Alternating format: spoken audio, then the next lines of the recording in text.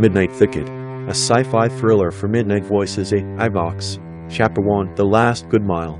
I was counting fence posts when the temperature needle crawled past comfortable. The highway ahead caught a black seam through redwoods and blackberry bramble, a narrow artery with no shoulder and no cell service. It was October 2016. Patty had her feet on the dash, humming to a song the radio could barely hold in tune when the hood bucked. "Did you hear that?" she asked. "Yes," I said, and then it turned into a scream. Steam fountained up from a bulging radiator hose and swallowed the windshield in boiling white. I'd ease us onto gravel, kill the engine, and crack the hood. The heat hit like a shove. The smell of antifreeze was sweet and wrong. Patty stood beside me, breathtaking little ghost in the cold that was sneaking in from the trees. "Is it bad?" "It's a hose," I told her. "We wait. Cool it down. Tape it up. A lie by habit, keep her calm, keep me calm." The forest exhaled. Somewhere a raven coughed 3 times like a joke. I lifted the hood higher to look. The hinge gritted. Patty leaned in. Steam was everywhere, slicking the metal, the lamp of my phone turning it into a white fog. "Don't," I started. The hood slipped. Came down. Her hand was there. The crack sounded like a wishbone pulled wrong. Patty's scream emptied the trees. "Jesus, no, Patty, no." I yanked the hood back up and she crumpled to her knees. Bones staked through the side of her hand, pale and bright and slick, fingers bent the way fingers don't. She went gray and slumped. I tore my shirt and rapped, pressing until the blood slowed, until she came back long enough to gag. "I'm sorry," I kept saying. "I'm sorry. I'm sorry." "Hurts," she whispered. "It really hurts." The sun was going down, and with it the temperature. The redwoods hauled the light into their own ribs and shut it away. A chill ran through the gravel into my knees. I felt like garbage for hurting her. I would have traded my own hand for hers without bargaining. I held her good hand and promised the night would pass. It didn't. It thickened. And then the first rock hit the windshield. Chapter 2, The First Stone. The impact was a flat whack right in front of me, a starburst of cracks that crawled across the glass like cold lightning. "What was that?" Patty's voice was small, swallowed by pain. "Another stone, then a third." Sticks followed, bouncing off the roof, clacking on the hood, stripped and hard. Behind them from the tree line came a sound that belonged in a schoolyard and not in a forest. Squealing laughter. Young. Delighted. Gruel. "Get in the car," I said. "Now." We stumbled to the doors. I got her inside and slammed mine and hit the locks. The car felt small, a tin can in a dark pantry. Rocks came by the dozen. The windshield spiderwebbed, the side windows juddered in their tracks. I braced a palm on the dash, tried the key. The engine turned over once and gave me a cough like a smoker's last. Through the cracked glass, shades flexed in the trees. Not deer. Not bears.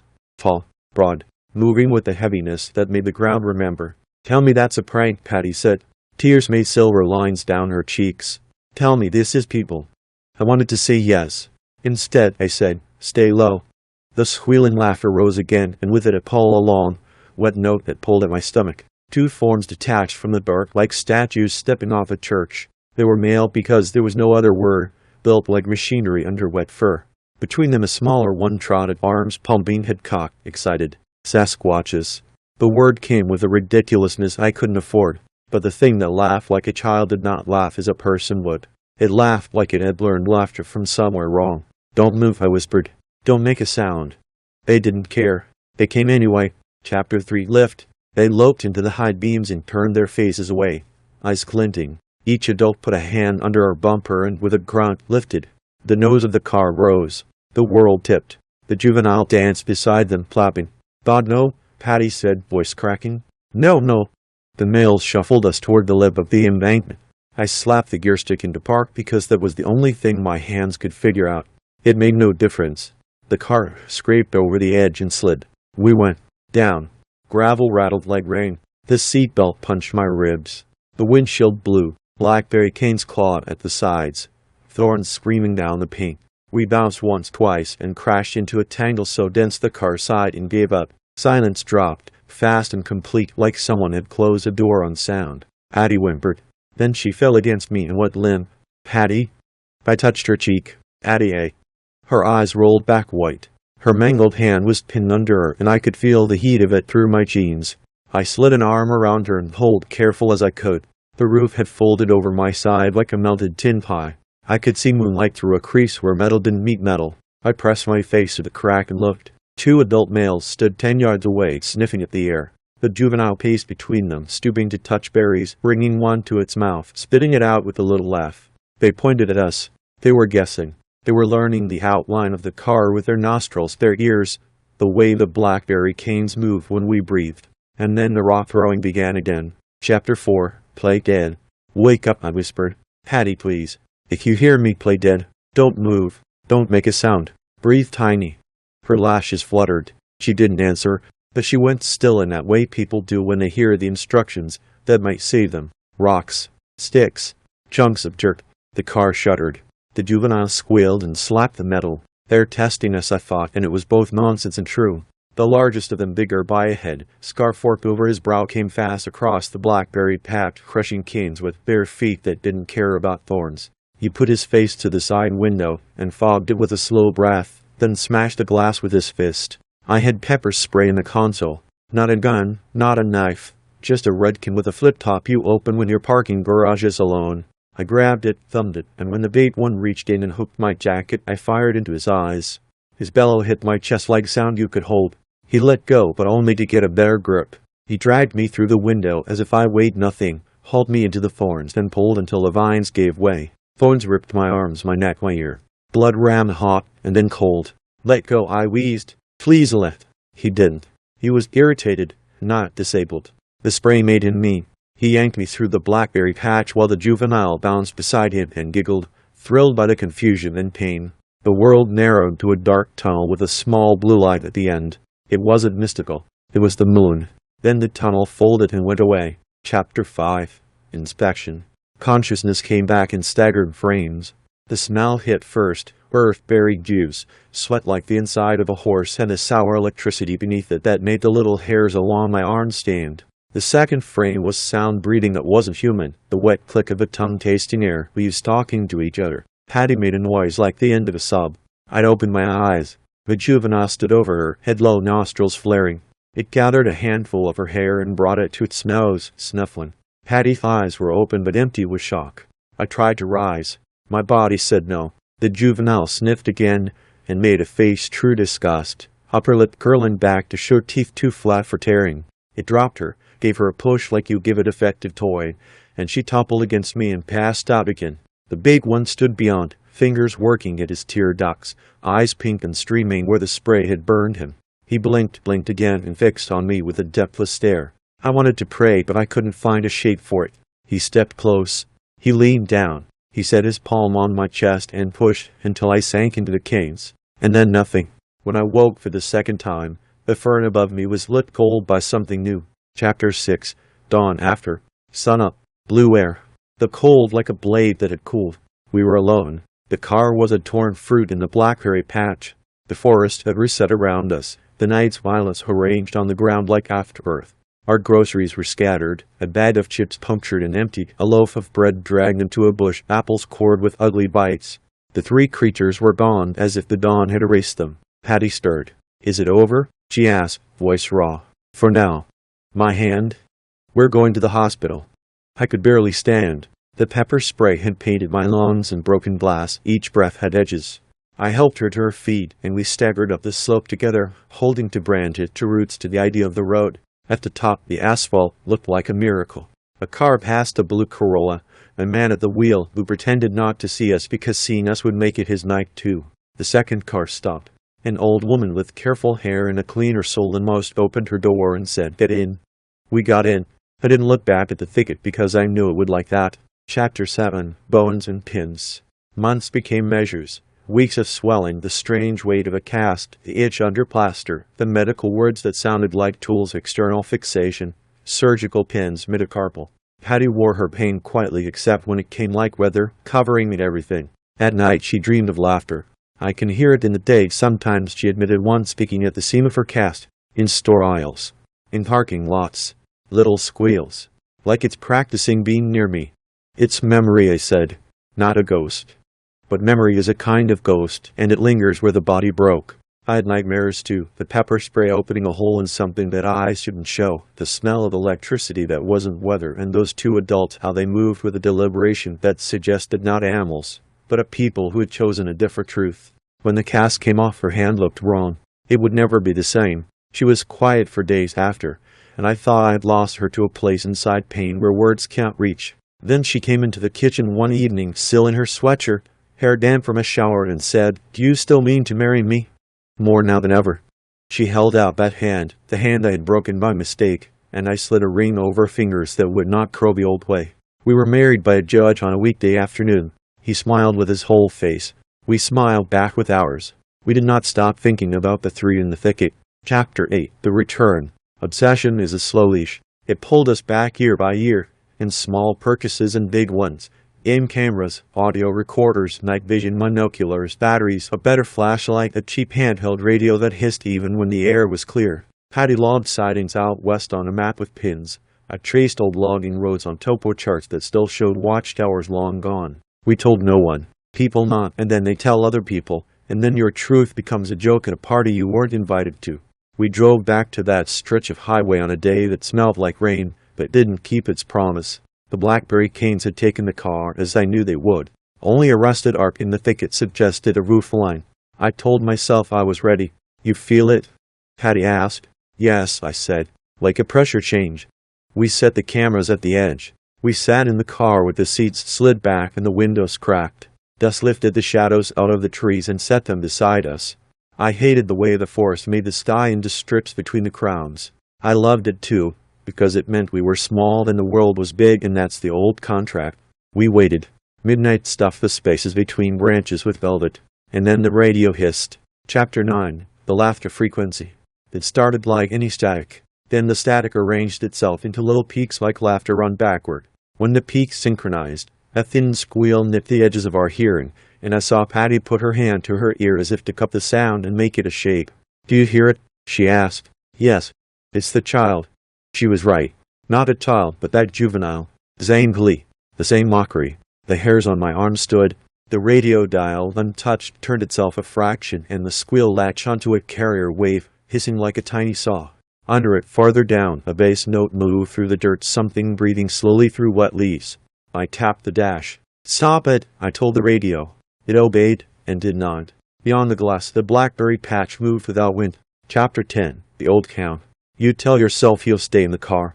You never stay in the car." We passed through the cut in the railing and descended the embankment like we were lowering ourselves into a grave we meant to climb out of. Our headlamps made cones on trunks, on ferns, on an old tin sign bent into unreadability. The blackberry canes had their own music, a dry scritch like pencils on paper.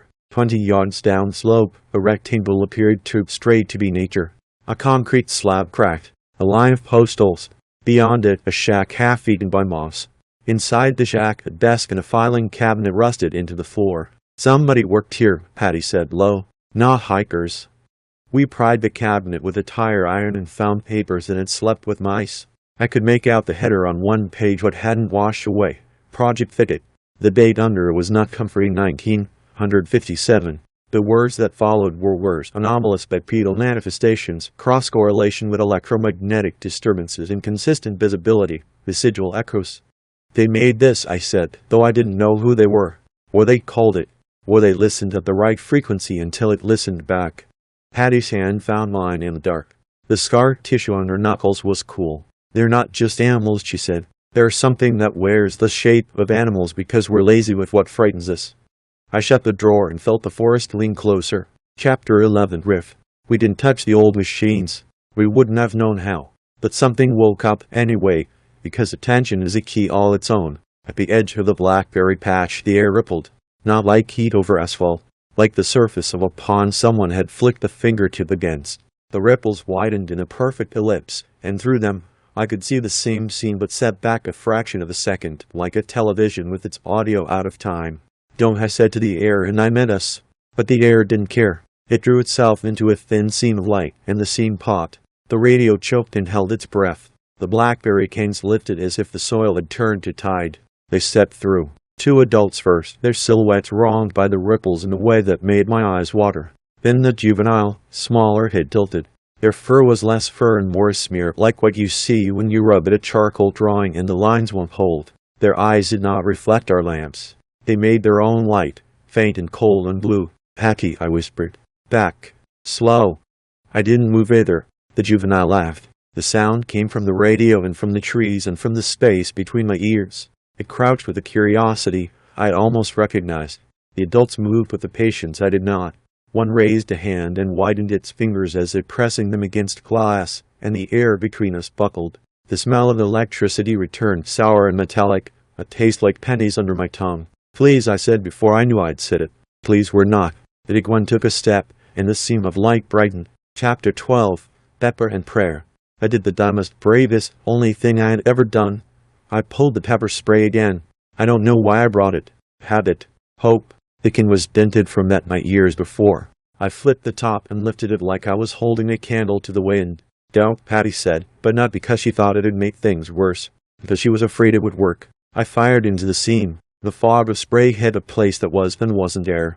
It skated and then entered, beating like oil on a puddle. The seam convulsed. The big male's eyes flared, not with fire, but with the noise my bones could hear. He recoiled. The juvenile clapped and squealed. The second adult's scar brow did not break eye contact. He made a sound deep in his throat that my mind insisted was a sentence and my soul understood as a threat. The radio screamed. "Back," Patty said again, and this time we listened. We waded backward through blackberry thorns spitting at our legs, ripping denim. The seam closed a fraction and then held its edge, smoking in a way smoke shouldn't. I didn't feel brave. I felt like someone who had knocked on a thin wall and found out the neighbors listened to. Chapter 13. Dimming. They did not rush us. They did not break into a run and rip us apart. That would have been a mercy and as it fit the box we brought to the forest. Instead, the juvenile paced the patch, testing the border with its toes, its hands, its face. It pressed its forehead to the rippling and I heard a high, whining noise that made my feelings ache. The adults watched us the way you watch weather. We kept moving backward until the angle of the slope threatened to take our feet. I would not turn my back. Patty wouldn't either. "You smell that?" she asked. "What?" "Wet wires." "Yeah." The seam flickered like a dying fluorescent bulb, and then it wavered. I could see the trees through it, and then not. I could see us reflected there, thinner and worried. The juvenile laughed again, the sound misfiring into bird calls in the canopy. "Go," Patty said. So we went up, sliding and catching ourselves, and when I looked back the seam was smaller and the blue in their eyes dimmer and the blackberry canes taller, and then we were at the road and the car door was closing and the locks thumped down, and there was nothing between us and that place but habitual cowardice and 4 panes of glass. We left. I drove too fast. The road carried us away and the forest let us go because it knows what time does to most people. Chapter 14. Hunted. You think you'll be the one who hunts. You buy the gear. You practice your lines for the documentary you'll never make. You tell yourself that when the night finally cracks you'll step through and make sense of the things that ate the edges of your old life. But some things don't want killing, and some don't want understanding. Some want to stand just outside the light and ask if you've learned to listen. We came back anyway. Not once. Not twice. Enough times that the highway became a vein we knew like a scar. Each visit took something and handed us something else. We heard the laughter when there was no radio. We saw a handprint on the fogged inside of the windshield when neither of us had exhaled. We set a camera at the lit one night and caught nothing but our own fear pixelated. We said beat an apple on the slab, and in the morning the apple was gone and in its place a ring of stones, small, deliberate, and unhelpful. Maybe they're telling us to stop, Patty said. Maybe they're telling us we're slow, I said, because I didn't know which message would save us. Chapter 15. The Third Midnight. It was the third midnight of the third autumn since we first went back. Things love patterns. We sat with the windows down enough to become part of the world and not a closed loop of breath and anxiety. The forest wore fog like a shawl. My fingers were cold enough that the steering wheel felt oily under them. Patty said, if we die, I want it to be together. We did that once, I said, because we had a little in a blackberry patch when she closed her eyes and I closed mine. She smiled crooked. Then let's make it count. Down in the thicket something moved without sound. It wasn't a deer, a coyote, a person. It was the idea of a person rewritten by a different hand. The seam opened measure by measure. We didn't run because running is a statement. We stepped out of the car because staying is a sentence. The radio, a dead thing lying on the dash, turned itself on. Do you hear that? Patty asked, but of course I did. There was laughter. It was wind. It was the long breath of something that lived between the 3 o'clock and the 4. It was a child delighted with pain because pain is interesting when you don't have to keep it. The adults came through together, left and right, as if rehearsed. The juvenile slipped between them like a punctuation mark in a language our mouths can't hold. We're not your toys, Patty said, not loud. She lifted her hand, the hand with the ring I had slid over it when it was still swollen and strange. It caught their light and gave it back. Fig 1 tilted his head. Scar brow blinked slowly. Take me instead, I'd almost said, because that's the kind of line you expect from yourself in a story you wish you weren't in, and because love drives cowardice into brave shapes. I didn't have to say it. They already knew the shape of what I would give. Chapter 16. Collapse. It didn't happen like thunder. It happened like a zipper. The scene snagged. The radio made a grinding sound, a frequency the color of old bruises. The blackberry canes arched as if an invisible knuckle had dragged along their backs. Something gave. Maybe it was the old slab, a crack running from corner to corner like a dry river that remembered being water. Maybe it was the machine under it, still wired to an idea we didn't share. Maybe it was us. But the ground sighed and then dropped a foot to the bowl forming where there had not been a bowl, and the seam pulled taut like it might snap or like it might swallow. The juvenile staggered and laughed harder, arms windmilling like a human child learning a balance beam. Scarbrow grabbed it by the scruff and shoved it back. It yelped, affronted. Thig 1 looked at us, and I swear I saw just for a moment a tiredness there. A recognition, as if he had done this before for other people who smelled like wet wires and fear. Run, I said. Not again, Patty said. Not this time. She stepped to the edge of the patch and set her good foot on the slab. The ring on her hand flashed once. The seam pinched, narrowed to a coin, to a thread, to a point, and then it popped. The sound was soft. The result was not. The thicket folded in on itself like a lung that had finished. The shaft sagged and slid. The slab split and half of it went into a hole that was not a hole, but the absence of place. Our camera tilted into the brambles and blinked its tiny red eye twice and died. When the echo finished, there were no adults. There was no juvenile. There was only the blackberry patch rearranged and the smell of rain that still wasn't falling. Patty stood very straight. We're done, she said. I wasn't sure she meant with hunting or with being hunted. Chapter 17. Years. Years do their ordinary work. They round the corners of terror until you can pick it up without cutting yourself. They don't make it smaller. They make you bigger around it. We told no one. What would we have said? We lived. We went to jobs. We took pictures of the dog when we finally got one, a rescue mutt with a ripped ear who hated the sound of tearing tape. We kept a ring of stones on our bookshelf like a dare. We slept through most nights. Sometimes at the edge of sleep, I would feel a hand on my chest, the weight of a palm that had once pinned me into thorns. I would open my eyes to the ceiling fan in the nightlight and see nothing that wasn't ordinary. I would tell myself that ordinary is a victory. Sometimes Patty would wake with her heart running and say, I could smell the blackberries. Season, I'd offer. They come ripe and the air remembers. Maybe, she'd say. Maybe. Chapter 18. Today. Today is not a calendar date. Today is when you decide to stop pretending. We loaded the trunk with less than before. Not because we were careless, but because we finally understood how little the tools matter. We took the radio anyway. We told each other we were going to leave something at the thicket, not take anything from it. We promised we wouldn't touch any seams. On the way, Patty looked out at the trees and said, if they come, I don't want you to bark it. I won't, I lied. If I go, you don't follow. I won't, I lied again. And if we both go, she said, we go together. That one, I said, truth for once. Always that one. We reached the cut in the rail. The blackberries were late this year. The canes were red with a kind of rust that is only color. The patch looked smaller. It wasn't. We were larger around it because time had done what it does. We stood at the lip and listened. The radio was quiet. The forest was not ready. I asked. Since the night you broke my hand, she said, and smiled like the joke was worth the scar. We stepped down. Chapter 19. The thicket remains. I wish I could tell you we burned it out of the world. I wish I could tell you we caught one on clear video and had it write its name with a stick and that it bowed and left us alone. I wish I could say we were never afraid again. Truth is smaller and heavier. We left the ring from our shelf on the slab, our stones for theirs.